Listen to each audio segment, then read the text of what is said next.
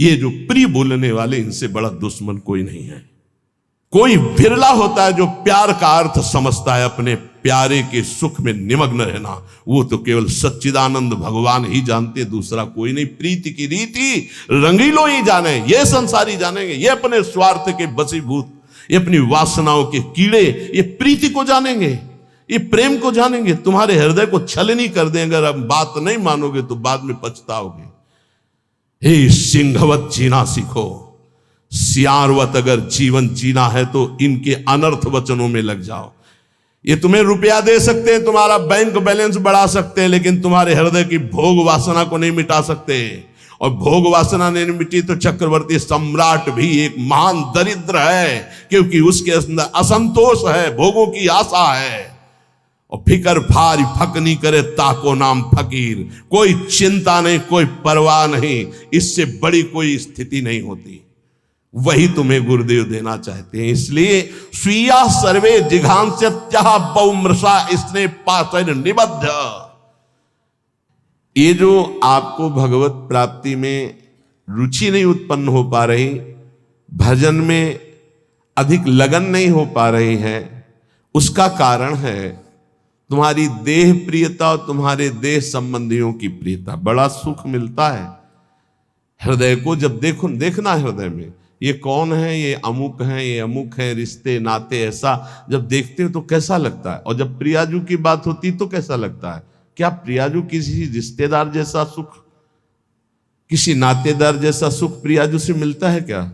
और जबकि सच्चा रिश्ता नाता केवल प्रियाजू से। प्रियालाल पराये लगते हैं और ये मौसी मौसा फूफा फूफी फू जो माया में उड़ जाने वाले हैं, ये संबंध ऐसे घने लगते हैं। असली रिश्ता इतना छोटा, इतना कमजोर, और नकली रिश्ता इतना जोर का कि असली रिश्ता फीका पड़ जाए। यही तो बात होती है, यही तो परीक्षा होती है तुम्हारी कि तुम्हारा प्रिय कौन है, गुरुदेव, इष्टदेव या संबंधी।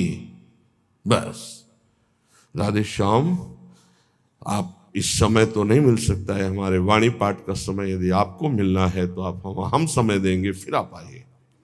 कौन सा ऐसा दृढ़ संबंध जो हमारे प्रिया प्रीतम से भी श्रेष्ठ हो। प्रवचन खूब सुन रहे हैं, परिवर्तन बिल्कुल 100 में 1% नहीं है। रिश्ते नाते का संबंध, देह का संबंध ये नहीं। उन्मत्तवाचः प्रायः परिमुषित धियो मायया अनर्थ बीजम। नहीं समझ पा रहे। ये संबंधी, मित्र, रिश्ते नाते जो शब्द है उसको उन्मत्त कहते हैं पागलों के वचन। पागलों के वचन नहीं सुनने चाहिए। कैसे पागल? मोह मदिरा का पान किए हुए लोग हैं। मोह मदिरा ये केवल धाम है वृंदावन, इसलिए कोई जान पाया कि हम जिंदा हैं कि नहीं। पीछे कोई जान नहीं पाया कि जीवित है कि नहीं है, मृत्युलोक में हैं भी कि नहीं है, कभी नहीं। उन्मत्त प्रायः वाचः परिमुषितो धियो माया अनर्थ बीजम। हम इष्ट के संबंध के लिए अनंत जन्मों से भ्रमित होकर भटकते रहे। अब इस जन्म में नहीं, दबाव, रिश्ते का दबाव, परिवार का दबाव, संबंध का दबाव, तो भगवत संबंध कहां रहा? भगवत संबंध कहां रहा? यही श्री जी देख रहे हैं। आगे चलकर जो दुर्दशा होगी उसे नहीं समझ पाओगे। वो हमें दिखाई दे रही, तुम्हें नहीं। इसलिए बिल्कुल संभल जाओ, अब भी संभल जाओ। बार बार कहते हैं उन्मत्त प्रायवाचः परिमुषितो धियो माया अनर्थ बीजम। ये अनर्थ का बीज बोने वाले परिवार के जन होते हैं। अनर्थ का बीज ये उन्मत्त मोह मदिरा का पान करके बात करने वाले होते हैं। इनकी बातों में ममता मोह की गंध है, जो तुम्हारे हृदय की भागवतिक संबंध की सुगंध को छीण करना चाहते हैं। कोई भी हो, स्वार्थम मत्वा कृतार्था अथ न सुख विवेकादयो अग्राह्य वाचा। ये अविवेकी हैं, स्वार्थ भरे लोग हैं, इनकी बात को कभी नहीं सुनना चाहिए क्योंकि विवेक रहित हैं, अग्राह्य, इनकी बात को न सुनना चाहिए न मानना चाहिए। अमुक संबंध केवल भगवत संबंध से, अन्यथा नहीं। अगर आप हमारी श्री जी से नहीं जुड़े हैं तो हम आपकी तरफ आंख उठा के नहीं देखेंगे। श्री जी से जुड़े हैं तो आपको हमारी तरफ देखने की जरूरत नहीं, श्री जी की तरफ देखो, हम अपने आप देख लेंगे। व्यवहारिक संबंध में कहीं किसी भी तरह का कोई प्रवेश नहीं है। श्री जी का संबंध, उन्मत्त प्रायवाचा परिमुसितो धियो माया अनर्थ बीजम स्वार्थम मत्वा कृतार्था अतन सुख विवेकादयो अग्राह्य वाचा। ये संबंधी, ये रिश्ते नाते, ये मोह मदिरा का पान करके ऐसे वचन बोलते हैं कि फिर संसार की ममता जागृत हो जाए। ये मोहित करने वाली, हमारी परमार्थ की वृत्ति का नाश करने वाले होते हैं। ये अनर्थों के दुख का बीज बो देते हैं। ये विवेक रहित बोलते हैं, इसलिए इनकी बात अग्राह्य वाचा, इनकी बात सुने मत, नहीं तो परमार्थ भ्रष्ट हो जाएगा। बहुत सुंदर किसी किसी के परिवार के जन, कल एक हमारी श्री जी की सेवा में रहते हैं उपासक, उनकी माई, तो उन्होंने कहा कि जब हम बेटे से बात करने के लिए यहाँ निवेदन किया और बेटा मिला तो उसने मुंह फेर करके कहा कि अगर आप हमारी माँ हो तो दोबारा हमसे मिलना मत। बोले मुझे अच्छा लगा, आंसू भरे थे आंखों में, मुझे अच्छा लगा कि मेरी कोख पावन हो गई। और आज से मैंने भी निर्णय लिया है कि मैं कभी सामने नहीं जाऊंगी और आशीर्वाद दूंगी कि वो नित्य निरंतर श्री जी की सेवा में आपकी आज्ञा में रहे। उनका धन्य है तू माँ, तू धन्य है। और बहुत ही स्वभाव सुशील, बहुत ही अच्छा लगा बात करके कि माँ हो, भगवान माँ दे तो ऐसी माँ दे जैसी कल वो मिली, एक भी ममता की बात नहीं। बोले हमने भी निश्चय किया, मुझे भी अच्छा नहीं लगा कि मैं अपने बेटे को मोह से ग्रसित नहीं करना चाहती, परमार्थ में आगे बढ़ाना चाहती हूँ, तो मैं कभी सामने न जाऊं। मैंने भी निर्णय लिया। तुमका धन्य है तुम्हारा। जो सेवक जी ने कहा नाम प्रसंग कहे तो उपदेश, वो धन्य देश है, वो धन्य कुल है, धन्य सुतात धन्य सो माय। तो है मैया तू उसी माय में आ गई जिसको सेवक जी धन्य कहते हैं। अरे धन्य है उसका गर्भ जिसके गर्भ से भगवान का महाभागवत पैदा हुआ। और तो सब न जाने कैसे कैसे संतानें उत्पन्न होती हैं और वो भगवान से विमुख नाना प्रकार के आचरण करके अपने आप को दुर्गति और माता पिता देख देख कर जलते रहते हैं। ये बात बहुत ध्यान से समझ लो जो श्लोक कह रहे हैं। ऊपर वाले श्लोक में बताया अपनी निष्ठा की युगल सरकार हमारे इतने सुंदर हैं कि करोड़ करोड़ कामरति मूर्छित हो जाए, लक्ष्मी नारायण भी शोभा देख करके ललचाने लगे, ऐसे हमारे उपास्य देव श्यामा श्याम है। हमारे श्यामा श्याम में रति किनकी नहीं हो सकती? जो विषय विष के कीड़ा बने हुए हैं, या जो ब्रह्मबोध के द्वारा मोक्ष प्राप्त करना चाहते हैं, या जो जीवन भर भोग भोगा बुढ़ापे में सोचते हैं हम प्रेमी हो जाएं। चिंतन वही है 60 70 80 वर्ष का भोगों का। अब चिंतन बदलना बहुत कठिन, कोई महापुरुष चमत्कार कर दे तो बात अलग। ये हमारी बात उनकी समझ में आएगी जो शरणागत है श्री जी के और प्रारंभ से अभ्यास कर रहे हैं अपने मन को प्रियालाल में लगाने का, रसिकों की कृपा का। तो चंदी वृंदावन आशा, उनके अंदर वृंदावन में विराजमान प्रिया प्रीतम से मिलने की आशा जागृत हो जाएगी। कह रहे हैं अब इसमें बचाव पक्ष क्या करना है? उन्मत्त प्रायवाचा परिमुसितो धियो माया अनर्थ बीजम। बुद्धि में ऐसा बैठा लो कि ये जितने प्यार करने वाले संसार के संबंधी हैं ये अनर्थ कर देंगे। अनर्थ क्या? हम जिस मन इंद्रियों को चुरा कर संसार से प्रिया प्रीतम में लगाना चाहते हैं ये पुनः वहीं लगा देंगे संसार में, पक्का। इनका प्रभाव ऐसा होता है, ये नहीं मानने वाले। परिवार के लोग साधु नहीं मानते हैं, कोई विवेकवान साधु मानता नहीं मानते। परिवार के लोग नहीं मानते, साधु थोड़ी मानेंगे। वो तो अपना रिश्ता नाता संबंध देखकर बात करते हैं, वो सांसारिक संबंधों की मान्यता रखते हैं, इसलिए नहीं। कबीर वहां ना जाइए जहां जन्मभूमि का ठाव, भगति भाव पूछे नहीं ले पुराने नाव। वो थोड़ी कहेंगे महात्मा जी, नहीं, वो तो वही कहेंगे आओ पंडित नाम लेके बात करेंगे, ऐसा अमुक ना। कबीर वहां ना जाइए जहां जन्म भूमि का ठाव, भगति भाव पूछे नहीं ले पुराने ना। वही संसार की वार्ता। अनर्थ बीजम, बड़ा आकर्षण है, परिवार वालों का बड़ा आकर्षण है। आप देखो, अंदर से देखो, 20 वर्ष नहीं देखो, फिर देखो भैया है हमारे, ये अपनों अमुक है हमारे अमुक। और श्री जी को 20-25 वर्ष से नाम जप रहे हो, शरणागत हो, ये कभी नहीं आया कि आराध्य देव मेरे, जीवन धन मेरे। ऐसे धिक्कार है इस मन बुद्धि को कि जो अनंत जन्मों से हमारे हैं वो हमारे पराये नजर आते हैं, जो बिल्कुल हमारे नहीं, जिनको हम जानते नहीं है, अब भी नहीं जानते कि भाई के रूप में कौन अंदर विराजमान है, बहन के रूप में कौन अंदर विराजमान, हम नहीं जानते, केवल ढांचे को मानते हैं।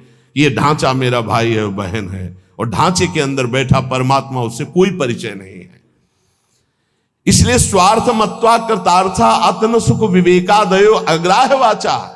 अय विवेकी साधक, ये परिवार के जन विवेक युक्त नहीं बोलते, इनके मोह मदिरा से उन्मत्त प्रायः भरे वचन होते हैं, इनके वचनों को नहीं सुनना चाहिए। अग्राह्य वाचा, इनकी वाणी को ग्राह्य नहीं है, अग्राह्य है।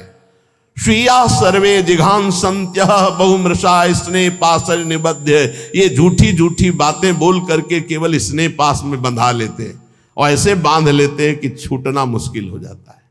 महापुरुषों का आश्रय लेने से एक बात ध्यान रखना, एक अद्भुत उमगन जागृत होती, उस उमगन को तपस्या के द्वारा संभाला जाता है, नहीं गिरा देगी। अब ये कोई कैसे समझ पाएगा कि महापुरुषों की कृपा से जो आनंद की उमगन होती है, अगर उसको तप के द्वारा न रोका गया तो गिरा देगी, पक्का गिरा देगी। ये बड़ी सूक्ष्म बात है, सबको समझ में नहीं आएगी कि महापुरुषों के संग की कृपा उसको गिरा कैसे देगी। भगवदानंद की जब अनुभूति हो तो उदासीनता बाहर इतनी हो जानी चाहिए कि तुम्हें देखना कोई पसंद न करे। ध्यान रखना, यह अनुभव की बात कह रहा हूं। जब आनंद की उमगन हो, भगवदानंद, तो एकदम उदासीन हो जाना, मन बहिर्मुख बिल्कुल न होने पावे, किसी से अपनापन न होने पाए, तो वो भूमिका बदल देगा। महापुरुषों के संग से बिना साधन के भी आनंद की उमगन होती है। उस आनंद की उमगन को बिल्कुल वैराग्य और तप के द्वारा सहा जाता है, तब वो जाके महानता को प्राप्त हो। वो समझ नहीं पाए, तो यहां ये कह रहे उन्मत्त प्राय वाचा परिमुसितो धियो माया अनर्थ बीजम। ये जो कह रहे हैं इसको बात समझ लो, यही तुम्हारे जीवन का पतन कर देगी, चाहे गृहस्थी में चाहे विरक्ति में हो। इस बात को अच्छे से समझना। उन्मत्त प्रायः वाचा परिमुसितो धिया माया अनर्थ बीजम।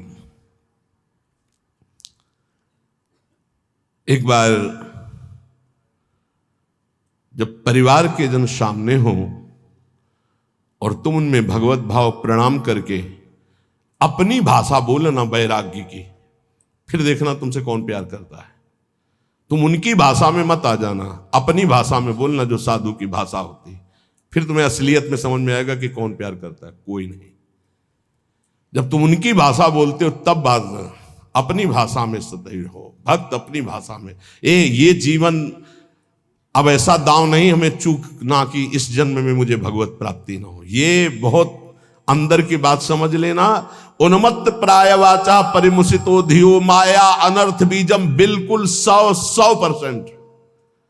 अगर पारिवारिक मोह के जाल में फंस गया, चाहे गृहस्थ हो चाहे विरक्त हो, निकल नहीं सकता है, इतना बड़ा जाल है। स्वार्थम मत्वा कृतार्था अतन सुख विवेकादयो अग्राह्य वाचा। कैसे तुम्हें बताए, बाहर थप्पड़ लगता है तो उसके लिए औषधियां होती, लेकिन जब हृदय की मार होती तब कोई औषधि नहीं होती। इसलिए आपसे प्रार्थना कह रहे हैं, अब भी संभल जाओ, अब भी संभल जाओ। तुम्हारा वैराग्य स्वरूप है तो तुम लोग अपने वैराग्य की इज्जत की रक्षा करो। समझ में आना चाहिए कि वैराग्य का स्वरूप क्या होता है। परिवार वालों को, संसार को भी समझ में आना चाहिए। आपका अपने ठाकुर सेवा, अपनी भगवत सेवा, अपने दिनचर्या इतना महत्व हो कि सामने वाला 1 घंटे दरवाजे पे खड़ा रहे और सोचे कि क्या इनकी भागवतिक रति है। ऐसे संकेत में श्री जी आपको समझा रही हैं स्वार्थम मत्वा कृतार्था अथन सुख विवेकादयो अग्राह्य वाचा, ये विवेक रहित बोलने वाले संसार के अग्राह्य वाचा, ये नाशवान शरीरों का संबंध तुम्हें अविनाशी बना देगा, तुम्हारा साथ देगा। ये मरण धर्मा शरीर है, अविनाशी परमात्मा की शरण छोड़कर इनके इंद्रियों की गुलामी के लिए किसी व्यक्ति वस्तु का आश्रय धिक्कार है जीवन। हम कामी हैं, क्रोधी हैं, लोभी हैं, लेकिन श्री जी लालजू को छोड़ दें ऐसा तो हो ही नहीं सकता। इतना तो रख लो, इतना तो रख लो, हमारी बात तो समझो। हम नीचता नहीं छोड़ सकते तो श्री जी को कैसे छोड़ सकते? हम नीच हैं मानते हैं, हम पतित हैं मानते हैं, लेकिन हम आपको नहीं छोड़ सकते। हमारा स्वभाव नहीं छोड़ सकना, हम नीचता नहीं छोड़ सके, काम नहीं छोड़ सके, तो नाथ आपको कैसे छोड़ सकते हैं? अब आपके गले पड़ गए। अगर हम कामी हैं तो आपके हैं, पतित हैं तो आपके हैं, आपको नहीं छोड़ सकते। इतना तो पकड़ लो यार, इतना तो पकड़ लो। हम संसार को पकड़े हुए हैं, माना नहीं छोड़ पा रहे, लेकिन हे संसार के स्वामी, हम आपको भी नहीं छोड़ पाएंगे। अब नहीं हो सकता कि मैं आपको छोड़कर संसार का पूर्ण आश्रय ले लूं, पर संसार को छोड़कर आपका पूर्ण आश्रय ले लूं, इतनी भी सामर्थ्य नहीं रह गई। तो कम से कम प्रभु को तो पकड़े रहो। लेकिन अनर्थ वाचा, देख लो, हम एक साधिका की बात करते हैं। भाई जी महाराज के प्रवचन सुनकर के एक साधिका ने भाई जी को गुरुदेव माना। कभी नहीं देखा था, केवल कल्याण पत्रिका पढ़ी और भाई जी के वचन पढ़े और गुरुदेव माना। भाई जी की छवि कहीं से पता लगी तो मंगाकर अपने सिंहासन पर विराजमान, रात दिन दरवाजा बंद, घर के सदस्य उसे भोजन दे देते, बस दरवाजा बंद, 9 युवती, भाई जी की छवि रात। एक दिन उसके अंदर इच्छा आई, क्या मैं अपने गुरुदेव को कभी भर नेत्र से देख सकती हूं सामने से? वो सत्य सच्चिदानंद में मेरे गुरुदेव क्या कभी चलकर मेरी कुटिया में? असंभव। किसी नगर के किसी एक घर में बंद वो रात दिन गुरुदेव के अनुसार भजन करती, और इच्छा जागृत हुई क्या भाई जी कभी चलकर हमारे दरवाजे पर आएंगे? पर जाकर जही कर सत्य स्नेहु सोते ही मिले न कछु संदेहु। भाई जी तीर्थ यात्रा के लिए एक ट्रेन निकलवाई थी जिसमें सब भक्त थे। वो एक स्टेशन पे रुकी, अचानक आकर्षण भाई जी का हुआ। स्टेशन से स्वयं अकेले उस नगर में गए। वो तो अलौकिक दिव्य महापुरुष, उसके घर गए, दरवाजा खटखटाया, किसी से पूछने की जरूरत नहीं, बिना तार का तार। किसी की हिम्मत नहीं थी कि उसका दरवाजा खटखटा दे। केवल समय भोजन का वो परिवार के लोग खिड़की से दे देते थे, और उसका अपना अटैच था, तो कभी बाहर ही नहीं निकली, कभी किसी को चेहरा ही नहीं दिखाती थी। उसको लगा ऐसा कौन जो दरवाजा खटखटाता है? तो एक स्नेह का आकर्षण, ऐसा लगा कि या तो श्री कृष्ण है या तो भाई जी है। कि तुम राम दीन अनुरागी, कि तुम हरिदासन मां कोई, मोरे हृदय प्रीति अति हुई। जैसे विभीषण जी को लगा या तो कोई बहुत बड़े हरिदास हैं जो सामने, या स्वयं हरि हैं जो विप्र रूप में है, या तो कोई बहुत बड़े भगवान के भक्त हैं, या तो स्वयं भगवान है कि मेरे हृदय। ऐसे उस देवी का हृदय बोला या तो श्री कृष्ण साक्षात आए हैं या तो भाई जी आए हैं। बिना हिचक के दरवाजा खोला तो जिनकी छवि थी वही सामने खड़े। अब सोचो, जो वर्षों से साधना करके केवल एक बात चाह रही कि एक बार मेरे गुरुदेव चल करके मेरे को, क्योंकि मैं तो नहीं पहुंच सकती, मेरी सामर्थ्य नहीं, एक बार वो आज जे देखा चश्मा लगा, धोती कुर्ता ऐसे। अब वहां नेत्रों से बात होती, बोलने की हिम्मत नहीं रहेगी। अंदर गए, दरवाजा बंद, रो पड़ी चरणों में। भाई जी ने कहा कि श्री कृष्ण की अपार कृपा आप पर है। कहा बस अब मुझे और कोई श्री कृष्ण नहीं चाहिए, हो गया। मेरी आखिरी इच्छा थी कि गुरुदेव एक बार मुझे साक्षात दर्शन दें। थोड़ी देर बैठ, उसने कहा मेरी एक प्रार्थना है, अब आप दोबारा कभी यहां बताइएगा। भाई जी ने कहा ऐसा क्यों कहा? बोले आप जब आओगे तो अब हजारों लोग आएंगे, और मैं ये नहीं जानती कि आप भी अब जान पावे कि मैं आपको कितना प्यार करती हूँ। ये जीवन सिर्फ आपके लिए है, और आपके लिए होते हुए भी आप भी न जान पाए कि मैं आपको कितना प्यार करती हूँ। बस जैसे अभी तक थी वैसे ही रहना चाहती हूँ, अब दोबारा कभी भाई। तो भाई जी ने उसके लिए पद लिखा है, पद रचना की। और पूज्य राधा बाबा से जब ये बात कही तो राधा बाबा ने इसे प्रकाशित किया, नहीं भाई जी इसे प्रकाशित भी नहीं करते कि धन्य है वो देवी जो ऐसी एकांत पूरा जीवन भजन करके पूरा कर दिया, कोई जान नहीं पाया उसको। जो अपने आराध्य देव के लिए इतनी गुप्त आराधना की जा सकती है, फिर हमें संसार और संसार के संबंधों से क्या। इसलिए ये जीवन हमें केवल भगवत प्राप्ति के लिए। स्वीया सर्वे जिघांस्यन्त्यः बहुमृषा स्नेह पाशैर् निबद्ध। ये स्वजनगण अत्यंत झूठे स्नेह पास में बांध करके तुम्हें मार देंगे। जिघांस्या तुम्हें मार देंगे। मान लो कैसे मारा जाता है, ये तुम नहीं जान पाते हो। माया बहुत विचित्र है, बहुत विचित्र है, ये देखा है। इसलिए प्रार्थना है बहुत सावधान, बहुत सावधान। परिवार के लोग अच्छा समझते हैं, जब आप भोगों को स्वीकार करेंगे, भोगों में उतरेंगे, रिश्ते नातेदारों में उतरे, उनको बहुत अच्छा लगेगा। क्योंकि माता आपसे प्यार करती है पर दो चीजें देखती है, आपका पेट भरा है, आपको अच्छी नींद आती है, आपकी भोग सामग्री पर्याप्त है, बस इतनी उसकी ममता की वृत्ति, इसके आगे वृत्ति नहीं। और गुरु एक बात देखता है, तुम्हारा देह राग कम हो रहा है, तुम्हारा देहाभिमान नष्ट हो रहा है, तुम्हारा भोगों से राग कम हो रहा है, तुम तपस्या में आगे बढ़ रहे हो, तुम जितेंद्रीय हो रहे हो, तुम्हें भोग कोई प्रिय नहीं लग रहा, धन्यवाद, चलो आगे। गुरु स्वरूप में स्थित करता है, माता पिता देहाभिमान में पुष्ट करते हैं। इसलिए बहुत होश में। स्वीया सर्वे जिघांस्यन्त्या बहुमृषा स्नेह पाशैर् निबद्ध है। श्री वृंदारण्यायः महामहित समाजात कदा निश्चितस्त्वाम। हे भाई, वृंदावन में केवल रसिक समाज को अपना समझो, उनको पाकर आश्रित हो जाओ, और सब अनिष्टकारी समाज है, अनिष्टकारी। कोई तुम्हारा इष्ट प्राप्ति में सहयोगी नहीं है, सब इष्ट में बाधक हैं, इष्ट में बाधा पहुंचाने वाले हैं, और कोई नहीं। एक बात अच्छे से समझ लो, अगर हमारी कहीं दुर्गति होती है तो देह और देह संबंधी भोग और देह संबंधी रिश्ते नाते यही दुर्गति का कारण बनते हैं। इसलिए हे उपासक, अपने ऊपर कृपा करो, अपनी दिनचर्या अपने इष्ट के बराबर किसी को मत मानो। इष्ट और इष्ट की दिनचर्या तुम्हारी इतनी प्रवीण, इतनी सुदृढ़ होनी चाहिए कि हम समय देंगे तुम्हें मिलने के लिए, हमारी रुचि होगी तो। तुम्हारे समय में हम अपने समय को बर्बाद नहीं करने, लेकिन समय बर्बाद पहले ही कर रहे, उनके समय का महत्व क्या रहा। साधक चाहे गृहस्थ हो या विरक्त हो, उसकी दिनचर्या भगवान है और उस पर ध्यान दिया जाए, उस पर दृष्टि दी जाए।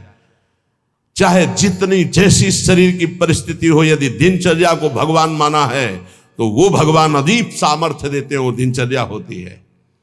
ये बात हमारी प्रार्थना मान लो, ये दिनचर्या तुम्हारी भगवान है, इसे मानो, इसे स्वीकार करो। पर नहीं, केवल मन की मनोरंजन वृत्ति पर प्रधानता रखने वाला कैसे उपासना में आगे बढ़ सकता है। इसलिए जो आप सुनते हैं उसका मनन करें।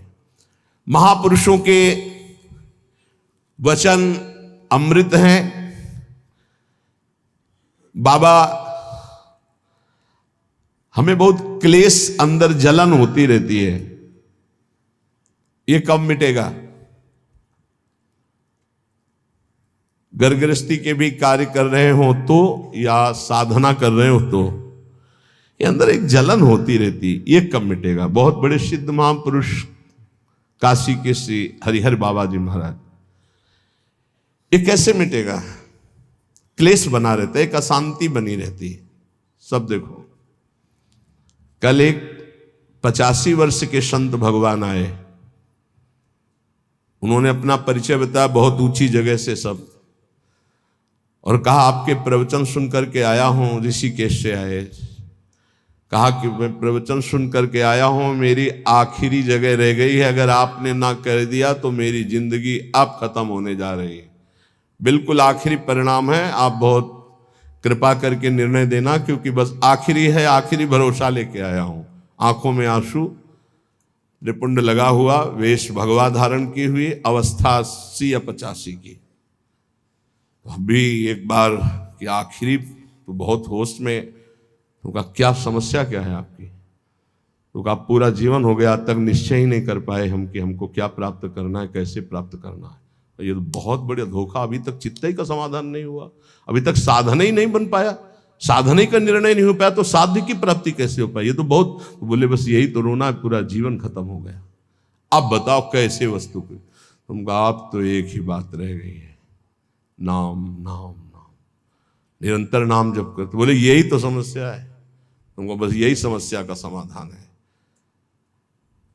हमारे सामने निर्णय लो, ये जपोगे ऐसे से ऐसे से ऐसे, उसी समय उनके शब्द निकले कि कुछ प्राप्त होगा कि नहीं इसकी अब कोई परवाह नहीं। इस समय जो शीतलता हो रही, लग रहा मैं निहाल हो गया, ऐसा लगता है मुझे जिंदगी की हर वस्तु मिल गई। यही मेरी बात उनकी समझ में नहीं आएगी जो विषयों के कीड़ा बने हुए हैं। उनको तो बस कोई संत महात्मा भगवान ऐसी कृपा कर दे कि उनको मनमानी भोग भोगने को मिले, बस। जैसे नाली के कीड़ा को अमृत के कुंड में डालो तो तड़पड़ा कर नाली में ही गिरने की कोशिश करे, क्योंकि वो जानता है मेरे सुख से मुझे वंचित किया जाता है। सुकरी से कहा प्रहलाद जी ने, बैकुंठ चलो भगवान बुला रहे। बोले वहां विष्ठा मिलेगा कि नहीं? बोले बैकुंठ में विष्ठा कहां? बोले मुझे नहीं जाना। हमारी हालत ठीक ऐसी सुकरी की तरह है। क्यों? बोले विषय विष्क्रमीणाम, क्योंकि विषयों के कीड़ा बने हुए, इनको यही चाहिए, तो मेरी बात का प्रभाव इनके ऊपर नहीं पड़ेगा। और दूसरा, बोधमात्रात्म भाजांश, जो शुष्क कठोर हृदय के ज्ञानी हैं उनके ऊपर मेरी बात का प्रभाव नहीं पड़ेगा, दो के ऊपर नहीं पड़ेगा। एक जो विषय विष के कीड़ा बने हुए हैं, और एक जो मोक्ष सुख के अभिलाषी कठोर हृदय जो ब्रह्म ज्ञान की स्थिति में, वो मेरी बात को नहीं समझेंगे। समय सब है सर्वैसैक भक्त्याश्रितानाम। मेरी बात किनकी समझ में आएगी? बोले एक तीसरा है, उसकी भी समझ में नहीं आएगी। कौन तीसरा? वृद्धावस्था हो गई, जीवन के भोग भोगते हुए अब वो सोचता है कि मेरा कल्याण हो जाए, कोई उपाय ऐसा बता दे। तो बोले मेरी बात समझ में नहीं आएगी कि सब आश्रयों को छोड़कर, सब चिंतनों को छोड़कर श्यामा श्याम के चिंतन में मगन हो जा। वो असमर्थ है, नहीं कर सकता। तीन मेरी बात को नहीं समझ पाए। एक तो घोर विषयी जो विषय का कीड़ा बना हुआ है, एक जो मोक्षाभिलाषी अद्वैत निष्ठा को प्राप्त ब्रह्म ज्ञानी है, तीसरा जो जीवन भर विषय भोगा है, बुढ़ापे में सोच रहा है मेरा कल्याण कैसे होगा। तो अब ये बात हमारे जो प्रिया प्रीतम के प्रेम की, उसकी समझ में नहीं आए, क्योंकि जीवन भर मन और इंद्रियों ने अभ्यास भोगों का किया है, तो बुढ़ापा में भोग चिंतन ही होगा, योग चिंतन नहीं होगा। अचानक किसी महापुरुष की कृपा हो जाए तो बात अलग है। बोले अब हम बात करते कि हमारी बात किसको समझ में आएगी? बोले भक्त्याश्रिता नाम, जिसने भक्ति का आश्रय ले लिया है, हृदय भक्ति युक्त होकर भगवद आश्रित है, उसको ये बताया हुआ मेरा मार्ग रुचिकर लगेगा, रुचिकर लगेगा। क्या? कि वै ममल सुखौघम, जितना भी है सब पाप प्रकट करने वाला ही है, इंद्रियों का भोग। जो भक्त है, भक्ति का आश्रय लिए, वो जानता है कि इंद्रियों की विलासता केवल पाप करवाती है। ये सुख नहीं है, सुख के भ्रम में अपराध बनता है। तो शन्ति वृंदावन आशा, सुख की आशा कहां है? बोले वृंदावन की आशा जिनके हृदय में जागृत हो गई। वृंदावन दर्शन करना, वृंदावन 1-2 दिन वास करना, या वृंदावन आजीवन वास करना। क्यों? क्योंकि यहां का वायुमंडल ऐसा है जो आपको भक्ति के रंग में रंग देगा। एक ब्रजवासी परम पूज्य जन पधारे तो से प्रार्थना की कि आप तो श्री जी के निज पार्षद भगवत स्वरूप हैं। उन्होंने कहा कि आप कहते हैं श्री जी के स्वरूप है, तो मुझे अनुभव क्यों नहीं हो रहा कि मैं श्री जी का पार्षद हूँ, श्री जी का स्वरूप हूँ? क्यों नहीं अनुभव हो रहा? धाम में रहता हूँ, ब्रजवासी हूँ, निज परिकर आप कह रहे हो, मैं मान गया, मैं निज परिकर हूँ ये भी मान रहा हूँ, लेकिन मेरे को क्यों अनुभव नहीं हो रहा? तो जेब में तुम्हारे हीरा रखा है, जौहरी कह रहा करोड़ों खाए, तो मान लो तो जान जाओगे। जान के मानना बड़ा कठिन है, मान के जानना सरल है। आप हो भगवत स्वरूप, लेकिन आप अपनी बात को स्वीकार नहीं कर रहे हो, आप जानना नहीं चाह रहे हो, इसलिए आप नहीं जान पा रहे हो। बाहर से आया हुआ जानना चाहता है तो वो जान जाता है, घर में रहता हुआ जानना नहीं चाहता, इसलिए वो नहीं जान पा रहा है। अगर वो जानना चाहे तो बहुत जल्दी जान जाए कि उसका जन्म ही भगवत स्वरूप हुआ है। इस रज में जो उद्धव शनकादि शिवादि रज चाहते, माँ के गर्भ से सीधे इस रज में आया, अहो भाग्य। निज वो भगवत पार्षद है, पूर्व में उसका बहुत बड़ा भजन बन गया है। अब वो अपने स्वरूप को भूल करके फिर व्यवहार में फंस गया, इसलिए अपने स्वरूप को नहीं जान पा रहे। जानना चाहे तो बहुत जल्दी जान लो, ना जानना चाहे तो पूरा जीवन निकल जाएगा, वो जान नहीं पाएगा। जैसे भगवान श्री द्वारिकाधीश इतने बड़े परिवार में साथ रहते थे, कोई बिरला जान पाया कि सच्चिदानंद है, नहीं भगवान को भगवान नहीं जान पाया, भगवान को भगवान के रूप में नहीं जान पाए। सब यदुवंशी नहीं जानते थे कि ये कौन हमारे बीच में विराजमान है। कोई जानता था, बिरला उनमें से कोई जानता था कि साक्षात परब्रह्म परमात्मा द्वारिकाधीश श्री कृष्ण के रूप में विराजमान है। नहीं तो नहीं जान पा रहे थे, संबंध होने पर भी वो नहीं जान पा रहे थे। श्रीपाद कह रहे हैं